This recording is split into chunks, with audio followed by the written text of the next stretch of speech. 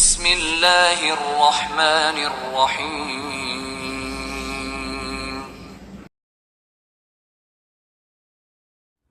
السلام عليكم ورحمة الله وبركاته.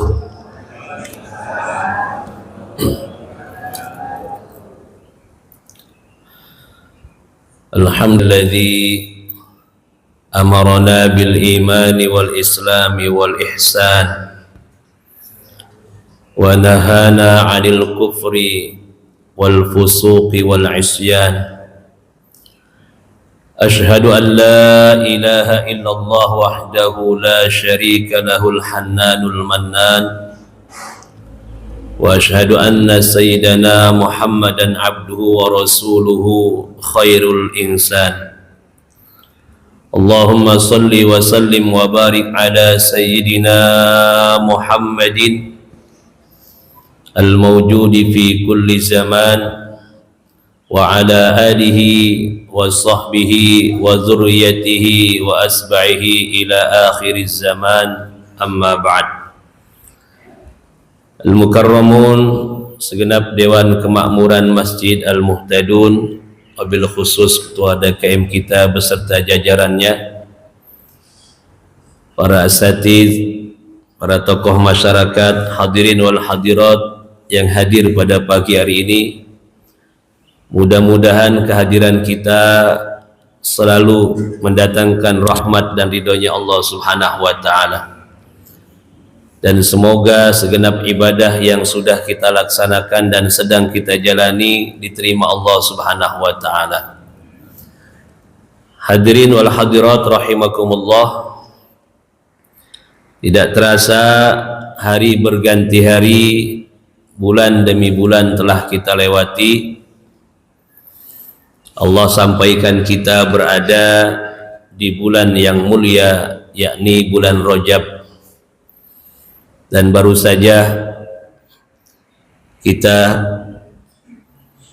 dihantarkan oleh Allah berada di tahun baru Masehi 2026. Oleh karenanya mohon izin untuk menyemangati, memotivasi untuk memaksimalkan semangat ibadah kita di bulan yang mulia ini. Pada kesempatan kali ini kita angkat tema terkait mensyukuri nikmat waktu atau waktu-waktu yang mulia yang Allah berikan kepada kita. Hadirin rahimakumullah, Al-Imam Ghazali rahimahullah berkata, "Idza ahabballahu 'abdan ista'malahu fi awqatil fadilah bi fawadilil a'mal, wa idza makkatahu ista'malahu fi awqatil fadilah bi sayyi'il a'mal." Apabila Allah mencintai hambanya, Allah berikan kesempatan kepada hamba yang dia cintainya untuk berada di waktu-waktu yang mulia, dan hamba tersebut digerakkan untuk beramal di waktu yang mulia tersebut dengan amalan-amalan yang mulia. Dan apabila Allah murka terhadap hambanya, benci terhadap hambanya, Allah sampaikan hambanya itu berada di waktu yang mulia, tapi waktu yang mulia tersebut diisi dengan perbuatan yang sia-sia atau perbuatan yang dibenci oleh Allah Subhanahu wa ta'ala. Masa lalu tinggal kenangan, masa sekarang adalah kenyataan, dan masa yang akan datang merupakan harapan, impian dan cita-cita kita. Saat ini Bapak Ibu, kita berada di bulan yang mulia, tempatnya pun tempat yang mulia, waktunya pun waktu yang mulia. Mudah-mudahan kita termasuk yang dicintai Allah Subhanahu wa ta'ala. Syekh Abdul Qadir Al-Jailani di kitab Al-Gunyahnya mengatakan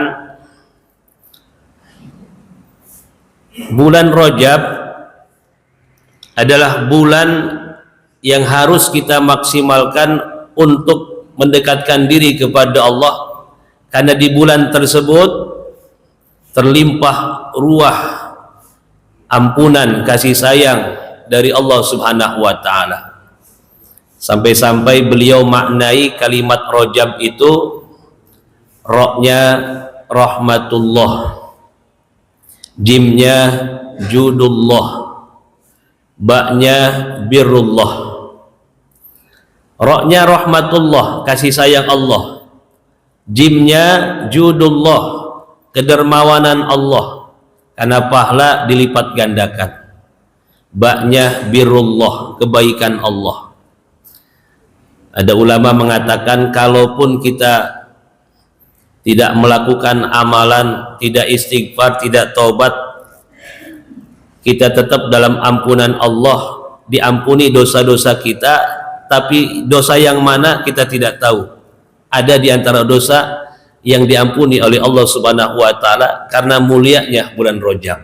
Tentu apalagi kalau di bulan Rajab ini kita sungguh-sungguh taubatan nasuha, kita sungguh-sungguh taubat, sungguh-sungguh dalam beristighfar.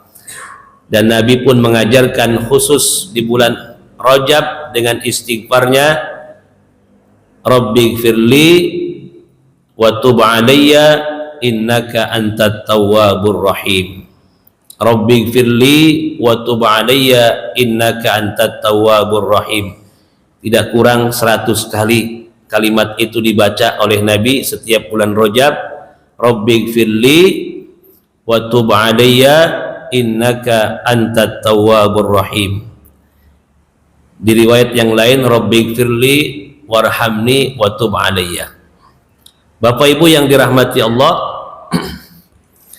oleh karenanya kita beruntung dan bersyukur disampaikan oleh Allah Subhanahu wa taala berada di bulan yang mulia, yakni bulan Rajab. Cara untuk memuliakan, menghormati bulan Rajab bukan dengan cara kita kumpulkan, kita koordinir dana untuk merayakan acara Isra wal Mi'raj. Acara Isra wal Mi'raj diadakan untuk mengabadikan sejarah. Ada peristiwa penting yang terjadi di bulan Rajab. Di Isra dan dimi'rajkannya Nabi besar Muhammad sallallahu alaihi wasallam, sekaligus syiar, wa may yu'azzim sya'airallah fa innaha min taqwal qulub. Tapi kalau terkait memuliakan bulan Rajab, menghormati bulan Rajab, caranya kata ulama, begitu datang bulan Rajab biasanya kita kendor ibadahnya. Berhubung ini bulan Rajab, lebih semangat ibadahnya, lebih semangat meningkatkan iman dan takwanya kepada Allah. Biasanya di bulan Rajab mungkin sholatnya biasanya yang wajib di luar bulan Rajab biasanya mungkin jarang dikerjakan yang sunnah-sunnahnya. Tapi di bulan Rajab, karena ini bulan yang mulia, kemudian dia sangat tertarik untuk mengerjakan yang sunnah-sunnahnya. Biasanya selain di bulan Rajab berani melakukan kemaksiatan. Berhubung ini bulan Rajab, tidak berani untuk melakukan kemaksiatan. Di zaman jahiliyah saja Bapak Ibu, banyak yang memuliakan bulan Rajab karena dianggap ini bulan sakral. Bahasa kita takut kualat. Yang biasa mencuri istirahat dulu, gak berani mencuri. Yang biasa korupsi istirahat dulu, tidak berani korupsi di bulan Rajab. Selesai Rajab korupsi lagi.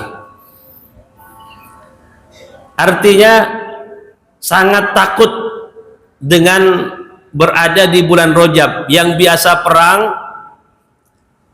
ditunda dulu perangnya, walaupun sama-sama berani, jangan di bulan Rajab. Tentunya dalam sejarah disebutkan mereka sangat menghargai bulan-bulan haram yang 4 itu, Zulqa'dah, Zulhijjah, Muharram dan Rajab. Sampai-sampai dikisahkan padahal itu zaman jahiliyah. Di bulan 4 tadi itu, Zulqa'dah, Zulhijjah, Muharram dan Rajab, banyak yang pintu rumahnya tidak dikunci, tidak khawatir adanya maling, karena nggak ada yang berani mencuri di bulan Rajab. Kendaraan-kendaraan, onta, kuda hanya cukup diikat di pohon korma, hanya cukup diikat depan rumah pun jadi, dijamin aman, nggak ada yang berani mengambil harta benda mereka. Ini kira-kira kalau di negara kita Pak, tiap bulan Rajab modelnya begitu, aman nggak?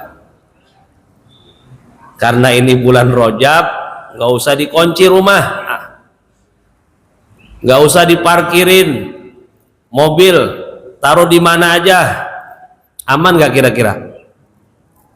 Habis banda kita Bapak Ibu ya. Maling di negara kita nggak ngelihat apa bulannya. Justru banyak di zaman kita saat ini, bukan hanya di negara kita, tapi di tanah suci pun banyak oknum-oknum yang berani melakukan kemungkaran, melakukan kemaksiatan di tempat-tempat yang haram, tempat-tempat yang mulia, bahkan di bulan-bulan yang mulia. Saya punya pengalaman, dan beberapa kali terjadi Bapak Ibu, jamaah kehilangan, ada yang kehilangan HP, ada yang kehilangan duit.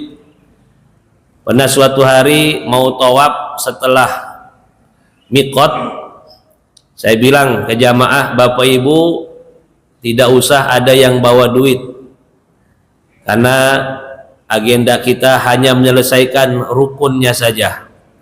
Selesai tawaf, sa'i, tahalul, tidak ada agenda belanja, langsung pulang ke penginapan. Rupanya ada yang tetap khawatir uangnya itu hilang kalau taruh di hotel, jadi saat tawaf dibawa-bawa.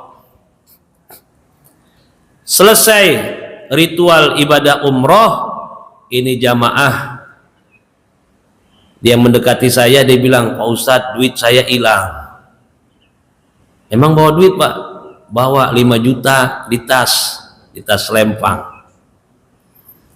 Di situ berarti ternyata Masjidil Haram pun, tempat yang suci pun, masih ada orang yang punya niatan yang tidak baik, punya niatan yang tidak suci. Tempatnya suci, tapi niat orang tidak semuanya suci. Kenapa masjid-masjid kita selesai Isya kadang-kadang sudah dikunci, padahal kita senang kalau mungkin ada jamaah ingin melaksanakan sholat sunnah qiyamul lail di masjid? Karena bisa jadi Bapak Ibu pengurus masjid khawatir. Sering terjadi ada musafir kelihatannya sih soleh, ini orang dikit-dikit baca Quran, dikit-dikit sholat, baru lewat sehari kotak amal kagak ada. Hati-hati kalau kita berani melakukan pelanggaran, berani melakukan kemaksiatan di tanah yang mulia, di tanah suci, di tempat-tempat yang mulia, apalagi di bulan-bulan yang mulia dan di waktu-waktu yang mulia, maka dosanya jauh lebih besar daripada dosa yang kita lakukan di luar bulan yang mulia atau waktu yang mulia. Tapi sebaliknya, kalau kita diberikan hidayah dan taufik pertolongan dari Allah untuk melakukan amalan-amalan yang mulia di waktu-waktu yang mulia, di bulan-bulan yang mulia, ini tandanya kita sedang dicintai oleh Allah Subhanahu wa taala. Termasuk diantaranya kita, amin ya rabbal alamin. Bapak Ibu rahimakumullah, di antara nikmat-nikmat yang Allah limpahkan kepada kita, yang paling utama, yang paling penting kita syukuri adalah nikmat kaitannya dengan agama. Terkadang kita kaitan nikmat, tumbuh rasa syukur itu hanya urusan materi terus. Dagangan lancar, alhamdulillah. Duit nambah, alhamdulillah. Tabungan nambah, alhamdulillah. Proyek gol lancar, alhamdulillah. Makan enak, alhamdulillah. Bagus, bagus, kita bersyukur, kita syukuri. Tapi kalau ingin akhir hayat kita,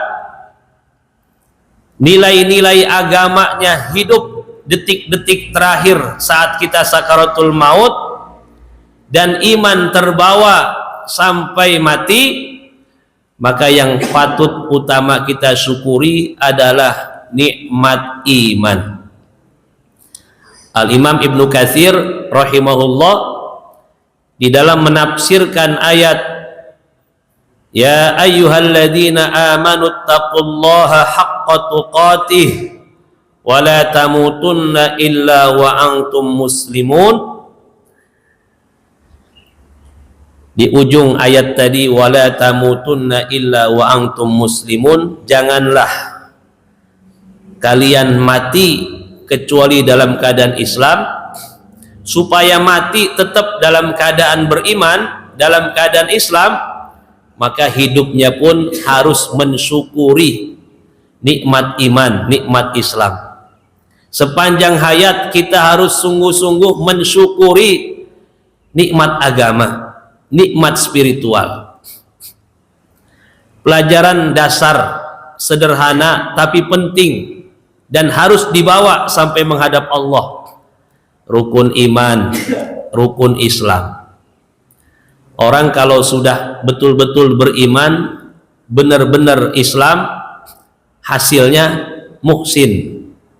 Itu orang yang baik. Belum dikatakan orang baik sekedar iman tapi tidak Islam. Artinya rukun-rukun Islamnya tidak dijalani. Ada orang yang Islam tapi tidak beriman. Coba kita tengok Bapak Ibu, Allah limpahkan nikmat kepada kita luar biasa. Ini nikmat yang amat sangat besar yang mesti kita syukuri. Kita termasuk orang yang beriman dan Islam. Artinya kalau rukun iman yang 6 itu berada di hati kita, meyakini adanya Allah, meyakini para malaikat-malaikatnya Allah, kitab-kitab suci, meyakini hari akhir, meyakini qada dan qadar. Bapak Ibu yang dirahmati Allah Subhanahu wa taala, ya, meyakini adanya Allah, meyakini malaikat, meyakini nabi dan rasul, kitab-kitabnya, hari akhir, dan juga takdir Allah Subhanahu wa taala. Ini kalau sudah ada merupakan mutiara yang terindah. Tinggal ditambah rukun Islamnya dijaga. Setelah kita syahadat, kita meyakini tidak ada Tuhan selain Allah, Nabi Muhammad utusan Allah. Kemudian saatnya sholat, kita sholat. Saatnya mampu puasa, kita puasa. Mampu zakat, kita zakat. Mampu haji, kita haji. Hasilnya muhsin. Baru dikatakan kita ini orang-orang yang baik, orang-orang yang benar dalam menjalani iman, dalam menjalani Islam. Ada orang yang diberikan nikmat iman tapi nggak sempat Islam. Contohnya Abu Thalib. Abu Thalib itu Bapak Ibu, praktek kesehariannya selalu menjaga Nabi kita Nabi Muhammad sallallahu alaihi wasallam. Di syair anak cucu kita tuh yang sering dinyanyikan, ya, 2 bulan di kandungan wafat ayahandanya, tahun gajah dilahirkan. Ini kakeknya hafal gak nih? Cucu kita pada hafal biasanya. Yatim dengan kakeknya, 6 tahun usianya wafat ibu tercinta. 8 tahun usia kakek meninggalkannya. Abu Thalib pun menjaga, paman paling membela. Abu Thalib pun menjaga, paman paling membela. Disebutkan paman paling membela Abu Thalib itu. Kalau Nabi diganggu, dia katakan kepada kafirin Quraisy, jangan macam-macam dengan ponakan saya. Kalian mengganggu keponakan saya, sama juga berhadapan dengan saya. Kalian mengusik keponakan saya, sama juga dengan mengusik saya. Kalian akan berhadapan dengan saya. Itu bentuk pembelaan Abu Thalib. Tapi saatnya baginda Nabi Muhammad sallallahu alaihi wasallam mengajak untuk bersyahadat. Wahai paman, ucapkanlah 2 kalimat syahadat wahai paman. Abu Thalib tidak mengucapkannya. Beliau diam, tidak mengucapkan kalimat syahadat. Islamnya belum, salat tidak, puasa tidak, haji tidak, zakat tidak, belum sempat Islam. Tapi beliau pernah bercerita meyakini bahwa Tuhan yang disampaikan oleh Nabi Muhammad itu benar. Itulah sebetulnya Tuhan. Sehingga ada ulama yang mengatakan beliau itu mukminun indallah, beriman di sisi Allah. Tapi di hadapan manusia seolah-olah tidak diakui keimanannya karena tidak pernah bersyahadat. Bagaimana nantinya, wallahu a'lam. Kita berharap dan berdoa karena beliau adalah orang yang sangat dekat dengan Nabi dan membela Nabi. Semoga nanti kelak dimasukkan di surganya Allah Subhanahu wa taala. Bapak Ibu rahimakumullah, ada yang Islam tapi nggak beriman. Contohnya Abdullah bin Ubay bin Salul. Abdullah bin Ubay bin Salul kalau ketemu orang-orang Islam, dia katakan, saya mukmin, saya Islam. Wa minan nasi may yaqulu amanna billahi wa bil yaumil akhir wa ma hum bimu'minin. Di awal-awal surah Al-Baqarah ya, dikisahkan tentang orang yang munafik i'tiqadi.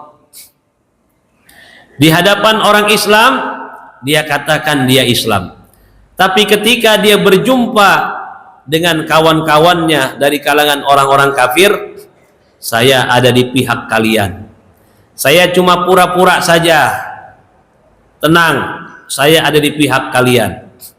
Itu perbuatan Abdullah bin Ubay bin Salul. Pernah saatnya jihad di Uhud, Nabi dengan 700 sahabat dihadapkan dengan pasukan musuh jumlahnya 3000. Imbang apa enggak Pak? 700 lawan 3000. Jauh lebih banyak pasukan musuh. Kemudian dapat kabar Abdullah bin Ubay bin Salul akan datang dengan 300 pasukan. Tapi ternyata diprank, kalau bahasa sekarang ngeprank ini Abdullah bin Ubay bin Salul. Ternyata dia membelot dengan 300 pasukannya itu golongan orang-orang yang munafik.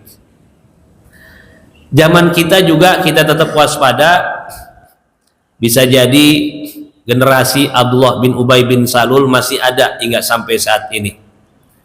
Dulu zaman penjajahan Belanda dicetak yang namanya Syekh Abdul Ghaffar, nama aslinya Snok Hogronje, untuk menghancurkan Islam dari dalam.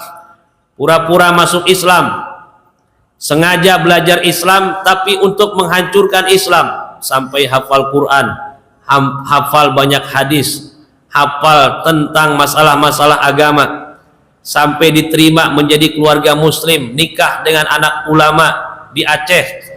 Tapi dia begitu diberikan tempat untuk menyampaikan kajian-kajian agama, isinya memecah belah umat Islam, isinya mengendurkan semangat, menjauhkan kecintaan umat Islam dari agamanya, dari nabinya, dari syariatnya.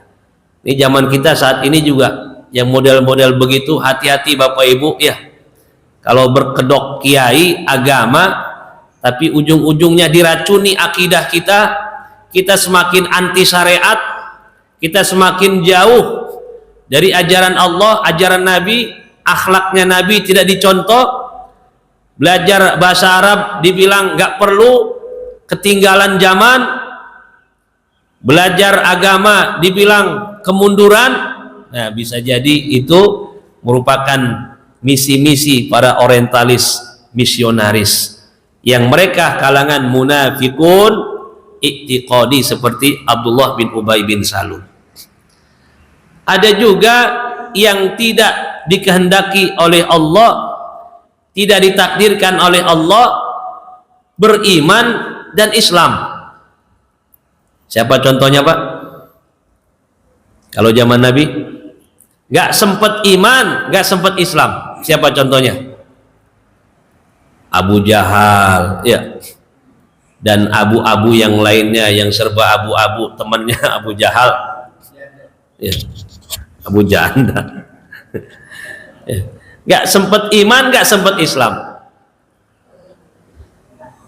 Sedangkan kita walaupun tidak ditakdirkan hidup di tengah-tengah Nabi Muhammad SAW, tapi ditakdirkan oleh Allah seperti nikmat yang diberikan kepada Sayyidina Abu Bakar, Sayyidina Umar, Sayyidina Utsman, Sayyidina Ali. Mereka adalah sahabat-sahabat yang beriman, meyakini adanya Allah. Rukun iman itu dipegang teguh dan rukun Islamnya dijalani. Insya Allah mudah-mudahan kita termasuk di dalamnya, sehingga kita sebenar-benarnya hamba Allah Subhanahu wa Ta'ala dan sebaik-baiknya hamba Allah, hamba yang muhsin. Hadirin rahimakumullah, kenapa saya angkat dulu kaitan pentingnya ilmu dasar tauhid kita, memupuk iman kita. Bagaimana mungkin kita bisa menghargai bulan-bulan yang mulia? Bagaimana mungkin kita bisa menghidupkan ajaran-ajaran Nabi kalau dasar-dasarnya saja kita tidak syukuri? Padahal itu yang akan nanti menjadi modal, menjadi bekal tiket kita memasuki surganya Allah Subhanahu wa Ta'ala. Pentingnya syukur kita terkait agama, khususnya iman dan Islam. Alhamdulillah. Bapak Ibu rahimakumullah, Nabi bersabda, asyukru kaidun ni'am. Syukur itu pengikat kenikmatan. Asyukru kaidun ni'am. Jadi syukur itu harus diikat. Asyukru kaidun ni'am. Nikmat itu harus diikat dengan syukur. Kalau tidak ada syukurnya, seolah-olah nggak ada nikmatnya. Nikmat yang Allah kasih itu seolah-olah tidak ada. Kenapa? Karena tidak kita ikat dengan syukur. Dan ingat, Allah itu di Asmaul Husna, beliau punya nama Ad-Darru An-Nafi'. Ad-Dar An-Nafi'. yang maha bisa mendatangkan mudarat dan maha bisa mendatangkan manfaat. Di kitab tafsir Ad-Dar An-Nafi huwallazi yasduru minhul khair wasyarr wad-dar wan naf'u kullu dzalika mansubun ila Allah. Kebaikan, keburukan, kemudaratan, kemanfaatan terbitnya dari yang menghendaki, dari yang menciptakan, dari yang mengatur, dari yang menguasai, yakni Allah Subhanahu wa ta'ala. Semuanya dinisbahkan kepada Allah. Sejatinya apa yang Allah ciptakan itu semuanya manfaat, tidak ada yang sia-sia. Allah itu al-mahmud fi zatihi, al-mahmud fi asma'ihi, al-mahmud fi sifatihi, al-mahmud fi af'alihi, al-mahmud fi ahkamih. Allah itu maha terpuji pada zatnya, laisa kamislihi syai'un, tidak menyerupai suatu apapun, dan Allah tidak membutuhkan kepada selainnya, justru selain Allah butuh kepada Allah. Al-mahmud fi asmaihi, nama-namanya itu sangat indah, sangat baik, sangat mulia. Termasuk diantaranya yang kita hafalkan Asmaul Husna. Udah hafal belum Bapak Ibu? Kalau kita belajar hikam itu mesti Asmaul Husna itu hafal, ngerti isi kandungannya. Itu dapat membantu nanti. Ya Allah, ya Rahman, ya Rahim, ya Qudus, ya Salam, ya Mu'min. Alhamdulillah, gak usah diterusin sampai selesai, habis nanti waktunya. Wa al-mahmud fi sifatihi, Allah juga maha terpuji pada sifat-sifatnya. Sifatnya Allah itu yang disebutkan ini dan itu, ada yang mengandung kesempurnaan, ada yang mengandung keelokan, ada yang mengandung kebesaran, sifat kamal, sifat jalal, sifat jalal, ya. Al-mahmud fi af'alih, Allah itu maha terpuji pada perbuatannya. Tidak ada perbuatan Allah yang menzolimi hambanya, itu tidak ada. Perbuatan Allah itu semuanya memberikan manfaat kepada makhluk-makhluknya, baik semuanya, takdirnya semuanya baik. Kok ada takdir baik, takdir buruk katanya? Baik buruk dari Allah, buruk menurut kita. Sebetulnya Allah datangkan walaupun menurut kita baik, misalnya banjir, Allah datangkan banjir, menurut kita kan buruk, tapi dalam pengetahuan Allah sebetulnya banyak kebaikan. Dengan adanya musibah banjir, tujuannya baik itu, bersih-bersih. Betul Pak? Bisa jadi kita jarang bersih-bersih, dikasih banjir akhirnya jadi cuma bersih-bersihnya bukan hanya bersih-bersih rumah, harta benda, tapi bersih-bersih hati, atau bersih-bersih dari kejahatan. Bisa jadi selama ini kita nggak pernah tahu oknum-oknum penebang pohon itu yang gundulin hutan kita itu, gara-gara ada musibah kemarin ya jadi ketahuan, oh ternyata banyak hikmahnya. Hadirin rahimakumullah, tidak sepi dari hikmah, makna, ilmu apa yang dikehendaki oleh Allah. Wa mahmudun, al-mahmud fi ahkami, Allah itu maha terpuji pada hukum-hukumnya. Hukum-hukum Allah itu yang terbaik. Yang buat kita yang terbaik itu hukum-hukum yang dari Allah, aturan-aturan yang dari Allah. Kalau kita menginginkan aman, tentram, damai, gemah ripah, loh jinawi, toto tentrem, kertoro harjo, murah kang solitinuku, subur kang solitinandur, kita harus menjalani apa yang Allah atur kepada kita. Allah yang nyiptain kita, mestinya kita mau menjalani aturan Allah Subhanahu wa ta'ala. Seperti hukum kisos, Pak. Jangan dicurigai Islam itu kejam. Justru ada hukum kisos itu. Kan dalam Islam diantaranya hukum-hukum itu kan ubudiyah, muamalah, munakah, jinayah, siasah. Dalam bab jinayah ini ada hukum kisos. Nggak sembarangan ngisos, dibuktikan dulu. Kalaupun mencuri, mencurinya karena apa? Terpaksa apa gimana? Yang dicuri seberapa banyak? Nggak sembarangan langsung main potong. Proses dulu. Ini yang mesti dipotong nih pelaku dosa-dosa berat, pelanggaran berat, ngedar narkoba, koruptor. Kenapa di negeri kita makin parah korupsinya, narkobanya pun makin parah? Karena Pak, sudahlah hukumnya masuk angin, diperjualbelikan, ya mudah disuap. Ditambah lagi kalaupun dihukum, hukumnya tidak berat untuk pelaku pelanggaran berat. 5 tahun kadang-kadang ya lepas. Udah jelas ini pemain kakap ya. Kadang-kadang dibiarin. Apalagi masih termasuk punya kekuasaan. Nah, hadirin rahimakumullah, adanya kisos. Karena manusia ini seperti satu tubuh. Seperti satu tubuh. Kalau salah satu anggota tubuh kita terjangkit penyakit yang bahaya dan menular, anggaplah misalnya di tubuh seseorang itu sudah terkena penyakit diabetes meletus. Diabetes meletus apa diabetes apa?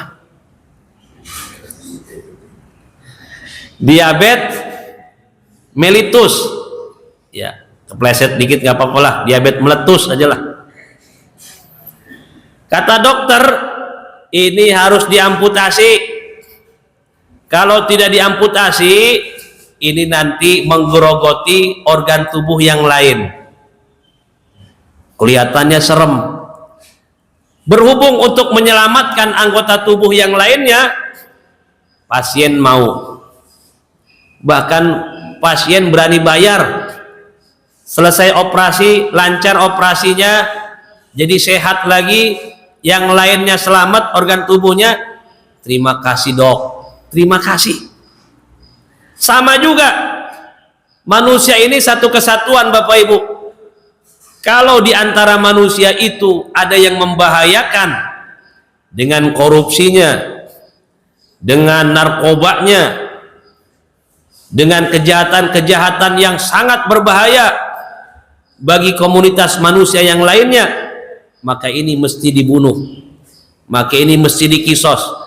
Intinya al-mahmud fi ahkami, Allah itu maha terpuji pada hukum-hukumnya. Bapak Ibu yang dirahmati Allah, sejatinya yang Allah ciptakan, yang Allah kehendaki semuanya baik. Akan tetapi kalau kita tidak bersyukur, termasuk misalnya kita ada di bulan Rajab, ini kan sangat baik. Amalan kita pahalanya dilipat gandakan. Kalau tobat cepat diterima, kalau istighfar cepat diampuni. Banyak kemuliaan Rajab yang lainnya. Tapi kalau di bulan Rajab ini tidak disyukuri, kita tetap menyia-nyiakan waktu misalnya. Padahal berharga sekali waktu itu.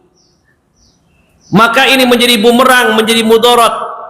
Allah rubah yang mestinya manfaat menjadi mudarat. Justru kita dosa besar, banyak dosa di bulan Rajab ini kalau kita tidak menghormati, tidak memuliakan bulan Rajab. Begitu pentingnya waktu, sampai dikirim oleh Allah, dibuat satu surah tentang masa, tentang waktu, wal asri, demi masa. Menunjukkan masa ini istimewa, menunjukkan masa ini penting, dan juga semua makhluk Allah ada masanya. Semua ciptaan Allah ditakdirkan oleh Allah ada waktunya, ada masanya. Ada yang 100 tahun masanya, ada yang 1000 tahun Nabiullah Adam alaihissalam, ada yang hampir 1000 tahun Nabi Nuh alaihissalam, ada yang masanya hanya dikasih 63 tahun Nabi kita Nabi Muhammad sallallahu alaihi wasallam. Ada yang masaknya 40 hari, Pak. Ada yang sehari meninggal.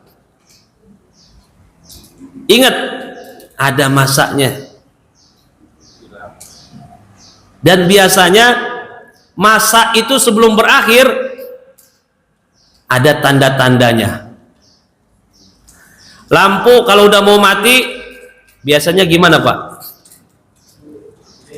Redup. Hati-hati bapak-bapak yang udah kelihatan redup.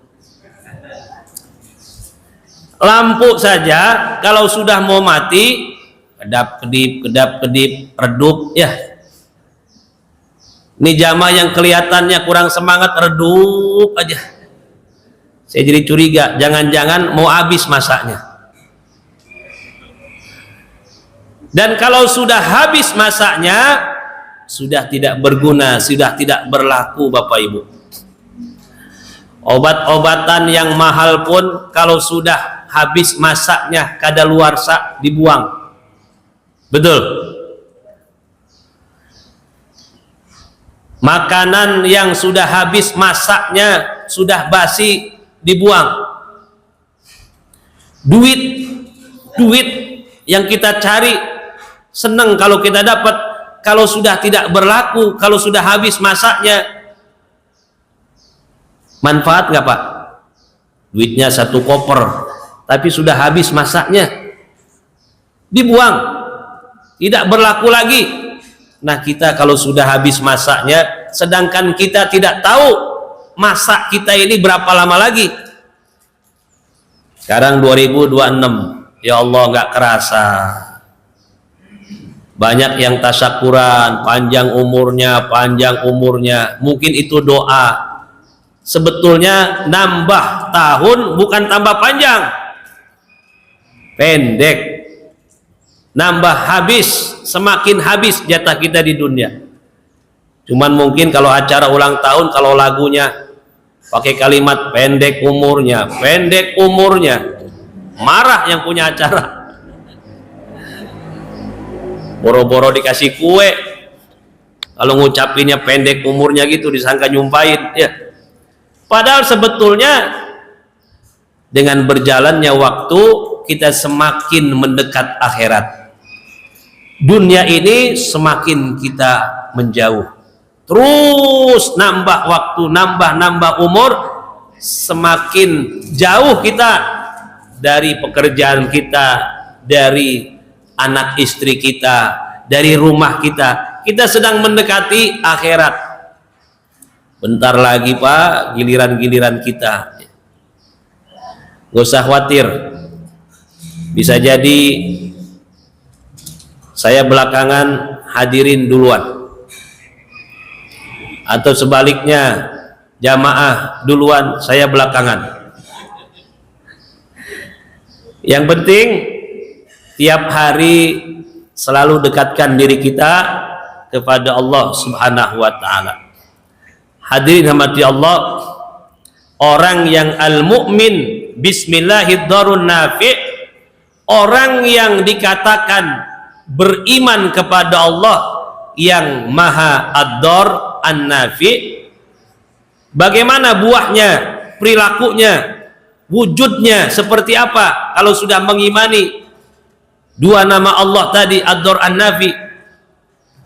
Ayyakhafallah, dalam kesehariannya dia takut kepada Allah Subhanahu wa ta'ala, wa yarjuh, dan dia berharap kepada Allah. Takutnya takut apa? Takut kalau nikmatnya tidak bisa kita syukuri kemudian jadi mudarat. Berharapnya harapan apa? Berharap mudah-mudahan nikmat yang Allah kasih bisa disyukuri, bukan hanya sekedar menyadari bahwa nikmat itu datangnya dari Allah, tapi juga banyak memuja-muji Allah dan menggunakan nikmat di jalan yang diridhoi oleh Allah Subhanahu wa taala. Wa yalja'a ilaih, dan praktek dalam kehidupannya selalu bersandar kepada Allah. Sebab apa? Sebab kita tidak pernah tahu apa yang akan terjadi pada diri kita. Semuanya dalam kuasa Allah. Hanya orang-orang yang berserah diri bersandar kepada Allah yang akan dilindungi oleh Allah Subhanahu wa taala. Hadirin rahimakumullah. Udah syuruk belum Bapak Ibu? Belum? Baik, sambil diseruput aja ya. Ada yang Allah berikan nikmat ilmu, tapi justru ilmunya jadi mudarat. Man adarahumullahu biilmi. Padahal kalau kita punya ilmu, hidup jadi mudah. Kan ada semboyan, dengan seni hidup jadi indah, dengan iman hidup jadi terarah, dengan ilmu hidup jadi mudah, ya. Ibadah jadi mudah, benar ibadahnya kalau dengan ilmu. Tahu halal, tahu haram, tahu hak, tahu batil, tahu hukum. Tapi ada orang yang diberikan nikmat ilmu, tidak manfaat ilmunya. Man adarhumullah bi ilmi. Zaman Nabi Musa dulu ada yang namanya Bal'am bin Ba'ura. Bal'am bin Ba'ura hidup di penduduk yang disebut dengan Jabbarun, kaum Jabbarun. Kaum ini kaum yang sangat ingkar dengan ayat-ayat Allah Subhanahu wa taala, enggak mempan dinasihati. Nabi Musa berkali-kali dakwah, enggak pernah mau didengar. Sampailah saatnya mereka nantang dan diperbolehkan untuk berjihad melawan mereka. Nabi Musa Pak beserta Bani Israel memerangi kaum Jabbarun. Di situ ada Bal'am bin Ba'ura, hamba Allah yang diberikan pengetahuan yang banyak dari Allah sampai menguasai Ismullahul A'dham. Tapi ini ilmuwan, ini kiai, tiap hari dapat fasilitas dari penduduk yang ingkar itu, yang ngasih makannya, yang ngasih tempatnya, yang ngasih transportnya, pokoknya kebutuhannya itu dijamin oleh kaum Jabbarun itu. Mereka minta tolong, saatnya Nabi Musa akan datang dengan pasukannya untuk berjihad melawan mereka. Kata Bal'am bin Ba'ura, waduh, kalau ngadepin Nabi Musa berat, beliau Nabi, saya bukan. Tapi kalau pengen menang, saya tahu caranya. Namanya orang berilmu Pak, tahu aja. Saya tahu caranya kalau kalian ingin menang. Gimana caranya? Caranya nanti kalau pas perang, jangan kaum laki-laki yang ngadepin. Kerahkan pasukan wanita, pilih yang cantik-cantik, dandani yang menor-menor. Satu saja pasukan Nabi Musa ada yang tergoda untuk berzina, layani. Sebab satu saja di antara pasukan Nabi Musa terlibat dosa besar zina, maka mereka nanti akan mengalami kekalahan. Luar biasa Pak. Kiai ngasih petunjuk golongan kafirin. Kira-kira zaman sekarang masih ada kayak begitu ya? Kiai-kiai memihak ke musuh-musuh Islam, masih ada nggak ya? Waduh, berarti generasi Bal'am bin Ba'ura. Bener Pak, Nabi Musa datang dengan pasukan, Kirain yang dihadapin laki-laki yang kekar dengan senjata, perempuan-perempuan yang bahenol, yang menor, ya. Akang, kadieu Kang, melehoy, ya, langsung melempem pasukan. Makanya bapak-bapak hati-hati kalau ngelawan kaum wanita, ya. Sebab apa? An-nisa habailus syaiton. Wanita itu perangkap setan. Wanita itu perangkap setan paling canggih. Banyak pejabat-pejabat yang tadinya kalem, jujur, anteng, lempeng, gaji segitu-gitu aja tapi lempeng, jujur. Berhubung istrinya tidak pandai bersyukur, dipanas-panasin terus. Bang, masa abang jadi pejabat kok nggak kaya-kaya? Ya gimana mau kaya, kan gaji memang segitu-gitunya. Ya bukan begitu bang, jangan jujur-jujur amat napa hidup. Apa kek kalau ada peluang ambil, bungkus, sabet. Jangan jujur-jujur banget. Bener akhirnya berubah jadi monster, jadi koruptor, ya. Gara-gara siapa pak? Gara-gara bini disalahin. Kita didik istri kita jangan sampai ngatur kita. Kalau memang istri kita bener, kitanya salah, nggak masalah, dibenerin nama istri. Tapi kalau istri kagak bener, kita kalah dengan istri, ini musibah. Bisa-bisa nanti jalan hidup kita menjadi sengsara. Karena ada juga man adarahumullah bizaujatih, orang yang dimudorotkan oleh Allah lewat istri. Padahal punya istri itu nikmat. Nikmat nggak pak punya istri pak? Ini jangan-jangan ada yang jawab kagak nikmat katanya. Nikmat nggak pak punya istri? Nikmat, senang kita punya istri, ya. Tapi ada yang gara-gara istri jadi durhaka kepada ibunya. Kaum laki-laki itu harus lebih perhatian dengan ibunya daripada istrinya. Alqomah dulu sakaratul maut susah, dicek apa masalahnya. Ini sahabat rajin ibadah, hidup di zaman Nabi, kok sakaratul maut susah? Ternyata dia menyia-nyiakan ibu kandungnya. Kata ibunya, Alqomah itu semenjak dia beristri, dia sudah tidak perhatian dengan saya. Dia lebih sibuk mementingkan untuk membahagiakan istri daripada ibu kandungnya.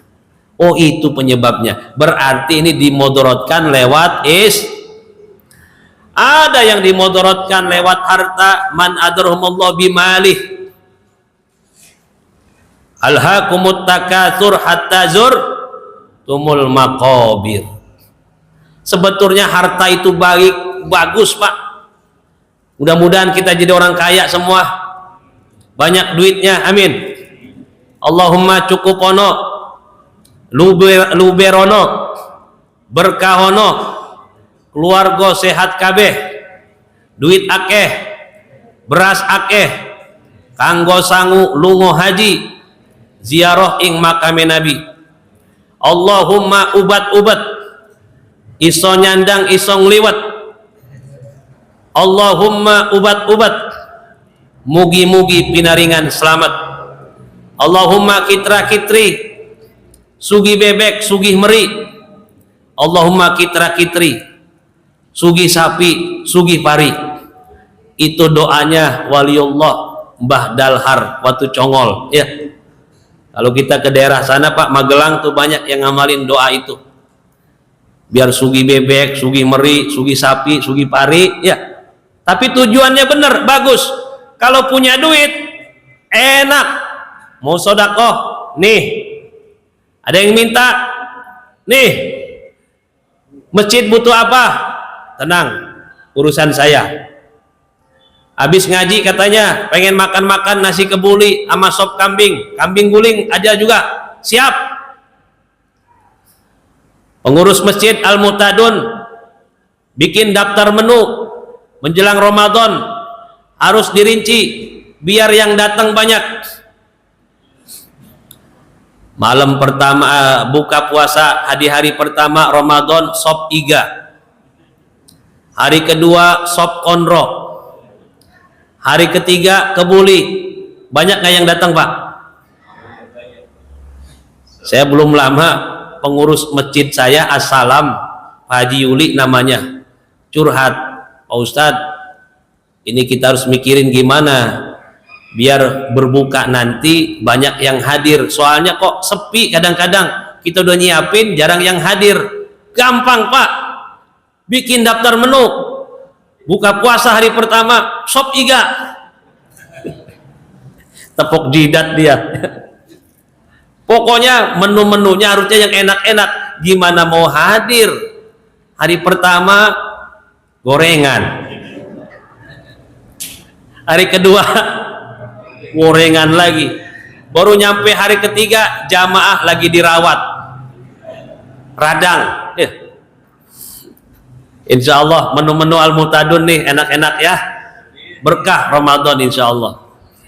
Enak punya duit, punya harta, tapi ada yang dimudorotkan oleh Allah. Sayang banget sama duit, sama harta, ya lupa sholat, lupa ngaji, lupa zakat, tidak mau dimanfaatkan untuk fasilitas memudahkan ibadah, hanya untuk berbangga-bangga, tambah serakah, tambah pelit, tambah sombong. Ini musibah, dimudorotkan oleh Allah lewat harta. Mirip Qarun, mirip Sa'labah. Ada juga yang dimudaratkan man adrahumullah bimulkih, lewat jabatan. Padahal kalau kita jadi pejabat, bersyukur Bapak Ibu, mungkin di sini ada pejabat, Allah ngasih ruang untuk menjadi pemimpin yang adil. Pemimpin yang adil itu dapat kemuliaan yang luar biasa. Satu hari kerjanya pemimpin yang adil, mikirin rakyat supaya sejahtera, supaya nyaman hidupnya. Nggak usah pakai tahajud, satu harinya sama dengan 60 tahun ibadah. Yang wajib-wajibnya aja deh, nggak usah jadi pemimpin. Maaf saya terlambat ngantor tadi malam 20 rakaat saya tahajud, nggak usah, ngantor aja udah. Tuh yang banjir urusin, yang longsor urusin, ya mondar mandir ke sana kemari, sampai nggak sempet wiridan. Nggak masalah, memang itu yang utama ibadah bagi para pejabat. Imamun adilun, pemimpin yang adil adalah orang yang nanti di yaumil qiyamah, sebelum 7 golongan yang lainnya, 6 golongan yang lainnya, salah satunya dari 7 golongan itu yang disebut adalah imamun adilun, pemimpin yang adil. Kalau ada pemimpin yang adil, yang baik, yang benar, yang taat Pak, Masya Allah, enak banget nertibin rakyat itu, kesempatan itu. Misalnya ini kan gak usah pakai ceramah lama-lama kayak penceramah ustadz-ustadz, kiai-kiai mubalik, cukup bikin undang-undang, ngikutin itu. Misalnya darurat ngelihat anak-anak muslim pada maghrib banyak yang keluyuran, banyak yang ngetrek, bikin undang-undang. Waktu jadi menteri, jadi gubernur, bikin undang-undang. Siapa remaja, pemuda, anak-anak ba'da maghrib layar keluyur, tidak mau mengaji, tangkap. Kerahin polisi, kerahin TNI, masukin ke barak militer. Kira-kira ngikutin gak itu? Ngikutin pasti, takut anak-anak kita juga. Selesai aman, anak-anak, remaja, pemuda aman, tertib, pada maghrib ngaji, adem. Aki-akinya dibikin undang-undang. Setiap aki-aki, nenek-nenek yang keluyuran pada maghrib, tangkap. Masukin kemana? Masa ke barak militer? Di apa? Dibimbing, ya, dipandu, diamankan, diajarin. Yang belum bisa ngaji dan sebagainya, pandu. Apalagi detik-detik akhir hayat, usia uzur, jangan sampai sakaratul mautnya suul khotimah. Dibayar ustadz-ustadz suruh bimbing aki-aki, nenek-nenek biar akhir hayatnya husnul khotimah. Waduh, pasti ngikutin itu Pak. Tapi kalau pemimpin-pemimpin kita urusannya hanya urusan perut aja, itu pun kadang-kadang prakteknya belum tentu benar ya, hanya dijadikan proyek-proyek misalnya, kesadaran agama tidak ada, ini kita khawatir jauh dari berkah. Hadirin, intinya syukuri nikmat apapun yang Allah beri, kalau disyukuri nanti didatangkan rahmat dari Allah Subhanahu wa taala. Apapun nikmat yang Allah beri, kalau disyukuri akan ditambah oleh Allah. La in syakartum la azidannakum. Termasuk nikmat kemuliaan Rajab ini, kenikmatan waktu. Mudah-mudahan kita termasuk di antara hambanya yang bersyukur. Amin ya rabbal alamin. Demikian saya akhiri dengan kebetulan majlis. Subhanakallahumma wa bihamdika asyhadu an la ilaha illa anta astaghfiruka wa atubu ilaih. Assalamualaikum warahmatullahi wabarakatuh.